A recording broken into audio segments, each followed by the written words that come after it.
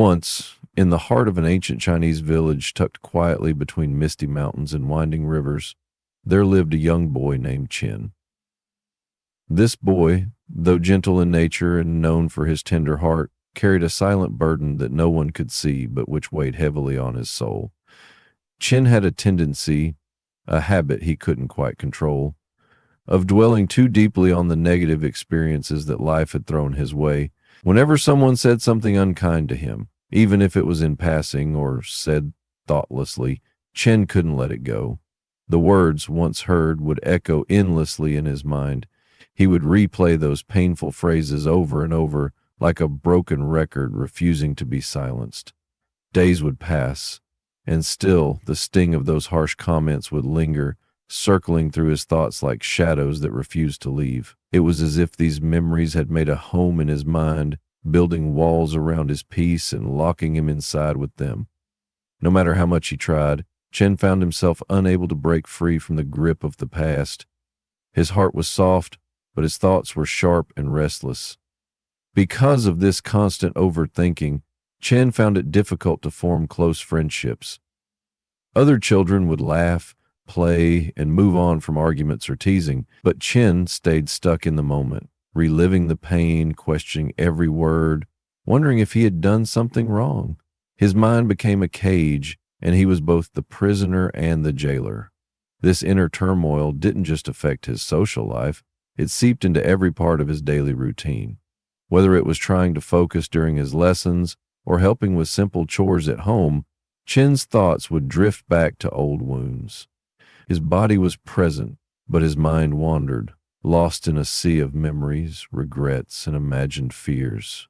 One quiet morning, as Chen sat alone beneath the great old tree in the village square, staring blankly at the falling leaves, an elderly villager happened to pass by. The old man had lived in the village for many decades and had seen countless children grow up. He immediately sensed the storm behind Chen's calm face. With a gentle voice and eyes full of wisdom, the elder approached the boy and said, "You look troubled, child. There's a weight in your eyes heavier than your years." Surprised but comforted by the elder's warmth, Chen nodded slightly. The old man smiled and placed a wrinkled hand on the boy's shoulder. "There's a Zen monk who lives in the next village over. People say he understands the storms that stir within the heart. Maybe he can help you find some peace." Though hesitant at first, Chen decided to follow the elder's advice. The next morning, with a bundle of food and quiet hope, he set out on the winding path that led to the neighboring village. After a long walk through rice fields and bamboo groves, Chen finally reached the monastery where the Zen monk resided. Upon arriving, he was led to a simple room where the monk waited. With a deep breath, Chen began to speak. He poured his heart out, telling the monk about the thoughts that never seemed to leave him, about how his mind replayed hurtful memories again and again, and how this had made him feel isolated, sad, and stuck in a loop he couldn't escape. The Zen monk, a serene figure clad in simple robes, sat quietly as Chen spoke. He listened with deep focus, nodding occasionally, never interrupting. His silence was not empty, it was full of attention, full of presence. Then, without saying a single word, the monk slowly rose and walked out of the room. Confused and slightly anxious, Chen sat alone, unsure of what to expect. Minutes passed like hours. The silence stretched, and thoughts once again began to race through Chen's mind. Finally, the monk returned, carrying nothing but a simple glass filled with water. He walked slowly, deliberately, and stood in front of Chen, holding up the glass. He looked at the boy and asked, "Tell me, what do you think is the weight of this glass?" Puzzled, Chen tilted his head and answered, "Not much, it's light, I think." The monk smiled gently. "Yes, you are right, it is light.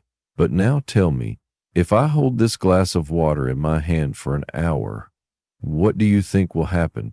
Chen thought for a moment. "Your hand will probably start to feel a little tired." The monk nodded. "Indeed. And what if I hold it for an entire day?" "It will become painful," Chen replied, understanding where this might be going. "Exactly," said the monk.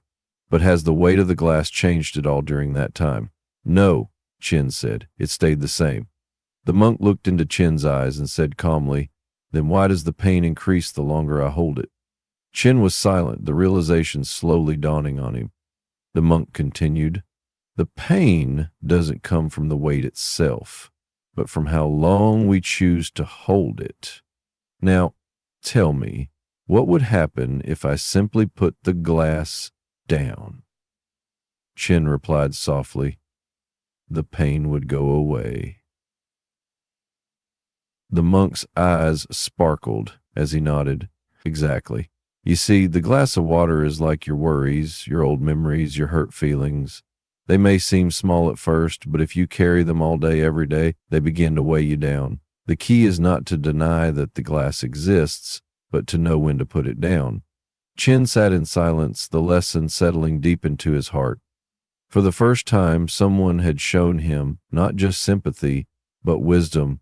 He understood that he had been carrying his emotional burdens for far too long.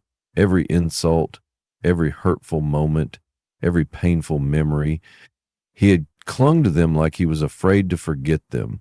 But now he realized the past could not be changed, and holding on to it was only hurting him further. From that moment onward, Chin began to practice the art of letting go.